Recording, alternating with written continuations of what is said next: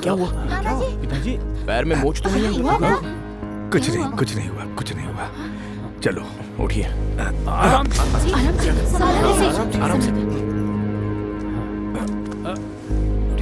हाँ आराम से। हाँ धीरे।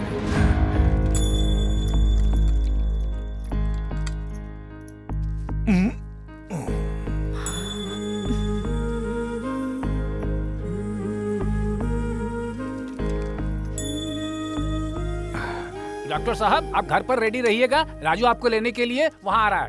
राजू, डॉक्टर साहब को आने के लिए बोला है, तुम लेकर आओ। ठीक है।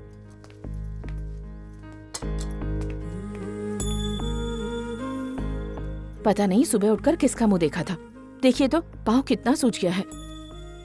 सीढ़ियाँ उतरते समय थोड़ा संभल कर उतरना चाहिए था ना आपको, अगर ज्यादा चोट लग जाती तो। ये सब कुछ मेरी वजह से ही हुआ है। सब लोग आए हैं इसलिए मंदिर चलेंगे, मैंने ही जिद की थी। सब मेरी वजह से हुआ, और चोट लगनी थी तो मुझे लग जाती। अरे रे, मैं भूल गई, हल्दी का दूध रखा था, मैं लेकर आती हूँ। हाँ? मम्मी,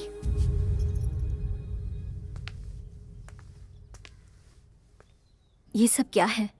पापा को जरा सी मोच के आ गई, आपने पूरा घर सर पे उठा लिया। फिर आप उनसे दूर रहने के बारे में सोच भी कैसे सकती हैं? आप उन्हें कभी अकेला नहीं छोड़ सकती? तो पापा आपको तलाक क्यों दे रहे हैं? ये क्या कह रही है तू? तलाक क्यों? मैं इनसे दूर क्यों रहूंगी? बनवारी। हाँ भैया। बच्चों को अंदर लेकर जाओ। जाओ बच्चों जाओ। हाँ दिव्या, तुम भी जाओ। चलो नित्या, सब लोग अंदर चलो। चलो चलो चलो अंदर। ये क्या माँ, सुना है आप और पापा तलाक ले रहे हैं? पापा ने मेल करके बताया, तभी तो हम लोग यहाँ पर आए। पापा ने मेल करके बताया, तभी तो हम लोग यहाँ पर आए।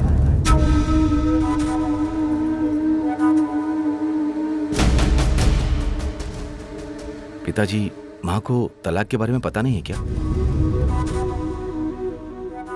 तो हमें बुलाने के लिए आपने झूठ बोला? इन्होंने झूठ नहीं बोला। तो फिर किसने झूठ बोला? ये मुझे तलाक कभी नहीं दे सकते, मैं इन्हें दे रही हूँ।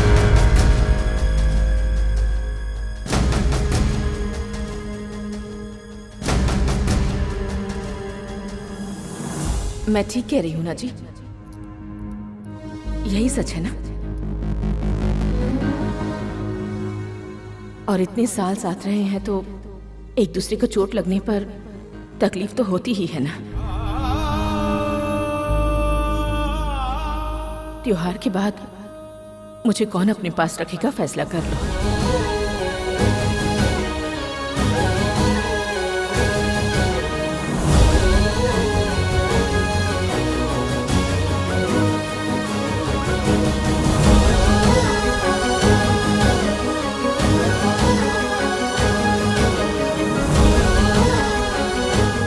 भाइयों और बहनों, यहाँ आए सभी लोगों को मेरा नमस्कार। छोटे बड़े बूढ़े सभी लोगों का मैं तहे दिल से स्वागत करता हूँ। शूट करना स्टार्ट करो क्या? अनाउंसमेंट पूरी हो जाने दे। तो अभी आपके सामने डब्ड फिल्मों की तरह एक प्रोग्राम होगा। आपको एक सीन डब करना होगा उसी कलाकार की आवाज में। अब मैं इस बच्ची को बुलाऊंगा। आ जाओ बेटा। देखिए, इस बच्ची के हाथ में एक बॉल है। ये बॉल जिसके पास जाएगी उसे ही परफॉर्म करना होगा। फेंको बेटा। फर्स्ट आइटम रवि वर्मा जी। तेरे को और तेरे को और तुम सबको और तेरे को भी गांव के साथ गोद ले लिया है मैंने।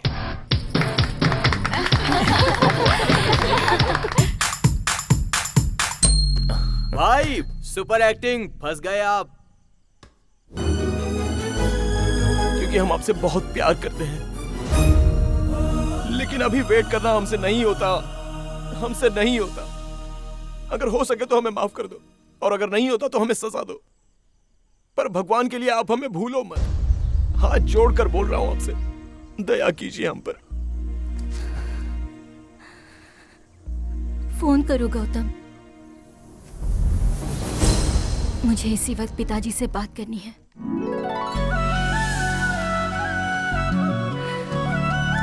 मैं उन्हें मिस कर रही हूँ।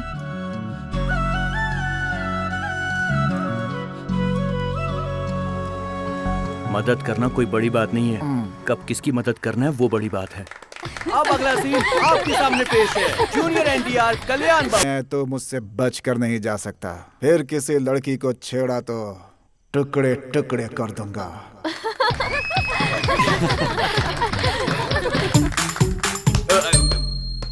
Next item. मैं सुन रहा हूँ, बोलो ना। तू सुन रहा है? हाँ मैं।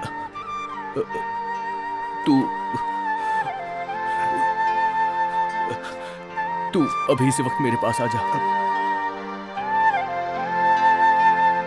मैं अभी आता हूँ।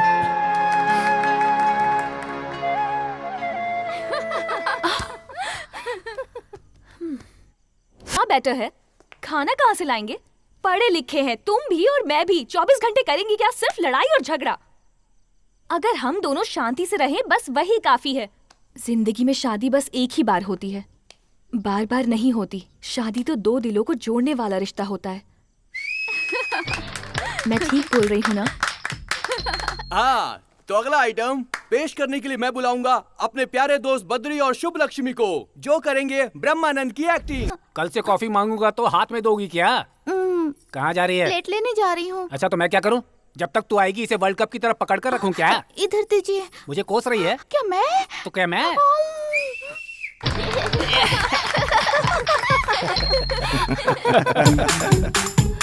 नेक्स्ट फिल्म का सीन आपके सामने फिर से पेश करने जा रहे हैं मेरे सबसे प्यारे दोस्त राजू और कुमारी नित्या।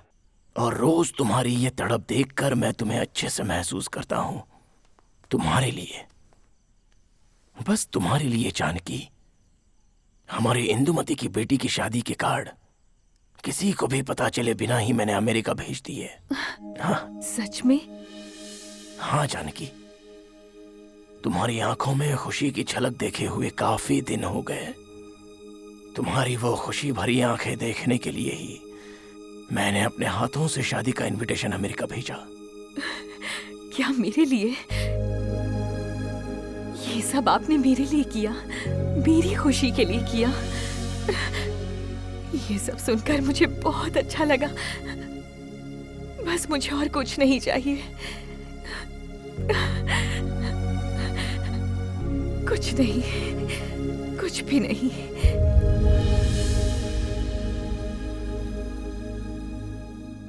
काका, जानते हो ये क्या है?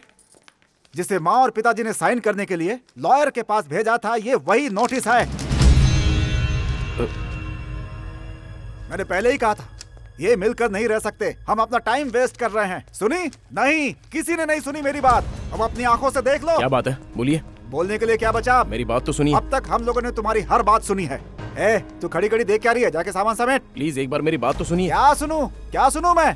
तुमने ही बोला था दोनों को मिलाने की कोशिश करो। कोशिश की? क्या हासिल हुआ? क्या हम नहीं चाहते कि दोनों साथ रहें, खुश रहें? अरे दोनों अब तक तो खुश ही थे ना। किसने कहा हम खुश थे? हम खुश नहीं हैं। अब तो बस जी रहे हैं। तुम पैदा हुए थे तब हम खुश थे, उसके बाद जब तुम बड़े हुए तब भी हम खुश थे, लेकिन अब हम खुश नहीं हैं। वर्षों से तुम्हारी माँ को मुस्कुराते हुए नहीं देखा। हमेशा तुम्हारी माँ के चेहरे पर झूठी मुस्कान देखी है, सच्ची मुस्कान कभी नहीं देखी। ये यहाँ तुम्हारे सामने जिंदा तो जरूर खड़ी है, लेकिन इसका दिल तुम लोगों के पास है। जब खाना खिलाने बैठती है तो मुझसे कहती है, सुनिए जी ये सब्जी मेरे बड़े बेटे को बहुत पसंद है। जब आइसक्रीम वाले की गाड़ी घर के सामने से गुजरती है और जब बच्चे उसके पीछे भागते हैं तो कहती है, मेरा छोटा बेटा भी ऐसे ही भागता था। कोई भी बच्ची मेहंदी लगवाने आती तो कहती थी, मेरी बेटी भी जब तक मेरे हाथों से मेहंदी नहीं लगवा लेती तब तक छोड़ती नहीं थी। हर दिन हर वक्त बस तुम लोगों की ही बातें करती रहती थी, तुम लोगों की ही। लेकिन तुम्हें बुलाओ तो तुम लोग आते ही नहीं थे। तुम ही बताओ मैं क्या करता। इसीलिए वो बेचारी दुखी हो जाती थी। उसे इस तरह देखकर मैं भी दुखी हो जाता था। तुम ही बताओ मैं क्या करता। मेरे साथ तो ये वर्षों से है ना, अब ये तुम लोगों के साथ रहेगी। जब तक ये मेरी पत्नी रहेगी तब तक मुझे छोड़कर कहीं नहीं जाएगी, इसीलिए ये सब करना पड़ता। कम से कम बच्चों के साथ रहकर खुश तो रहेगी। ले जाओ इसे। ये क्या माँ, पापा इस तरह से बोल रहे हैं और आप कुछ बोल नहीं रही हैं? अब मैं क्या बोलूं बेटा, शादी होकर सालों गुजर गए, बहुत उतार चढ़ाव देखे, पर कभी भी एक दूसरे के खिलाफ एक शब्द नहीं कहा।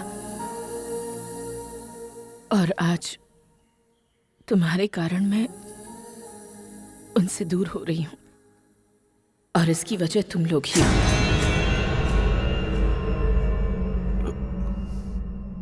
पर मैं जानती हूं कि वो मुझे गुस्से में तलाक नहीं दे रहे हैं। वो मुझे बहुत प्यार करते हैं, इसलिए वो मुझे दुखी नहीं देखना चाहते। वो बस इतना चाहते हैं कि मैं हमेशा अपने बच्चों के साथ रहूं। माँ तुम भी उन्हीं की तरह बोल रही हो। आखिर हमारी गलती क्या है माँ? जब हम दोनों अब्रॉड सेटल होना चाहते थे तब आप दोनों ने खुशी से सहमति दी थी ना? माँ, आप ही लोग चाहते थे ना कि हम लोग अच्छी पोजीशन पर पहुंचे। ध्यान से सुनो, हर माँ बाप चाहता है कि उनके बच्चे नाम कमाएं, ऊंचाई पर पहुंचे। पर कितनी ऊंचाई पर? बोलो कितनी ऊंचाई पर? जहां से माँ बाप दिखाई न दे, इतनी ऊंचाई पर? प्लीज पापा, हम लोग आ नहीं पाते हैं इसलिए तो व्हाट्सएप पे फोटोज भेजते हैं, स्काइप पे बातें करते हैं। बेटा, थाली में खाना देखते रहने से पेट नहीं भरता, खाना पड़ता है। पिताजी, ऐसा नहीं है कि हम आना नहीं चाहते, लेकिन टाइम ही नहीं है। बहू, 2 दिन से तुम्हारे बेटे ने फोन नहीं किया तो तुम कितनी परेशान हो गई थी, याद है ना तुम्हें? हाँ? तुम्हारी परवरिश में क्या गलती कर दी मैंने जो मुझे ये दिन दिखा रहे हो? कल को तुम्हारे बच्चे तुम्हारे साथ ऐसा करेंगे तो तुम्हें कैसा लगेगा? माँ बाप के पास बच्चों को खुश होकर आना चाहिए, दुखी होकर नहीं। संक्रांति पर आओ, 10 दिन हमारे साथ रहो। उस 10 दिन की खुशी को हम पूरे साल तुम्हारी यादों में ही गुजार देंगे। पर तुम लोग आओगे कि नहीं आओगे, हमारे जिंदा रहते आओगे कि नहीं आओगे, वो दुर्भाग्य बन गया है हम जैसे माँ बाप का।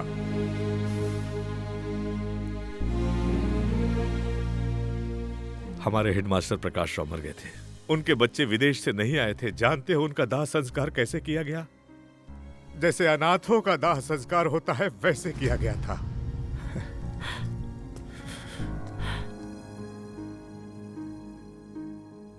कल की पूजा में पंडित ने आशीर्वाद दिया था कि 100 साल जियो। 100 साल जीने से कुछ नहीं होता है, जीने के चंद पल अपनों के साथ मिल जाए बस, फिर क्या, उससे बड़ी खुशियां कभी हो ही नहीं सकती है। और अगर ऐसे ही जीना है तो ऐसी जिंदगी नहीं चाहिए।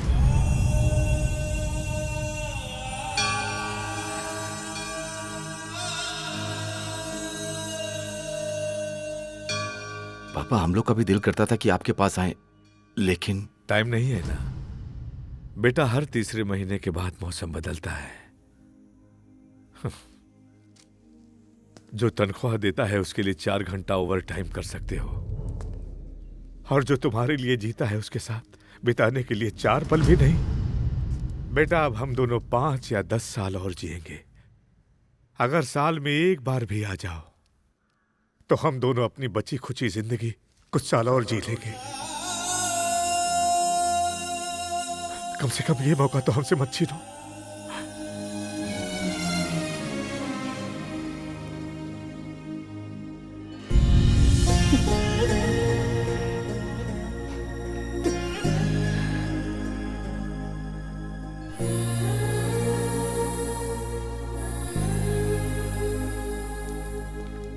मम्मी, सॉरी पिताजी, हम लोग वक्त के साथ दौड़ते दौड़ते बहुत दूर चले गए, एहसास ही नहीं रहा। स्कूल से आते वक्त कभी आधा घंटा लेट हो जाऊं तो मम्मी बहुत परेशान हो जाती थी। ऑस्ट्रेलिया से आने में मुझे इतनी देर हो गई, मैं समझ सकती हूँ कि मम्मी को कितनी तकलीफ हुई होगी। मुझे माफ कर दो मम्मी, प्लीज। जब मैं गणित में नंबर 1 आता था तो आप मुझे शाबाशी देते थे। तब लगता था कि गणित ही सब कुछ है, लेकिन जिंदगी का गणित में नहीं पढ़ पाया। आई एम सॉरी पापा। हर माता पिता चाहते हैं कि उनके बच्चे हमेशा उनके साथ रहें। अब हम भी रहेंगे। हमारी वजह से आप लोग अलग मत होइए, प्लीज। प्लीज आप वो नोटिस वापस ले लीजिए। वो बात बड़े पापा को पता ही नहीं।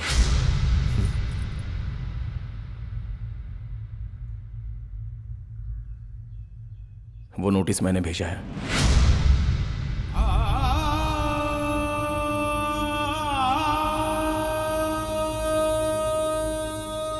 तू पागल तो नहीं हो गया बेटा? तूने उन्हें क्यों भेजा?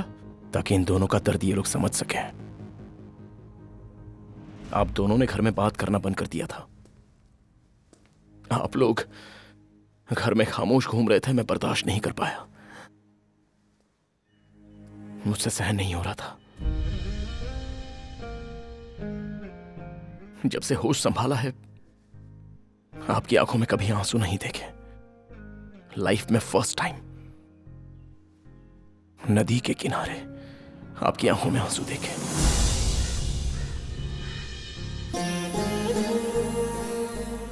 मैं बर्दाश्त नहीं कर पाया। गांव में कोई प्रॉब्लम हो तो लोग आपसे कहते हैं ना, तो आप अपने दिल का दर्द किसको बताएंगे? आप अंदर ही अंदर घुट रहे थे, इसलिए मेरे दिल में बहुत दुख हुआ, इसलिए ऐसा किया। मुझे माफ करना। बड़े पापा बड़ी माँ आप लोगों की कोई जायदाद नहीं मांग रहे हैं, बस थोड़ी सी खुशी मांग रहे हैं। अगर ये आप इन्हें दे देंगे तो ये लोग भी खुश और हम लोग भी।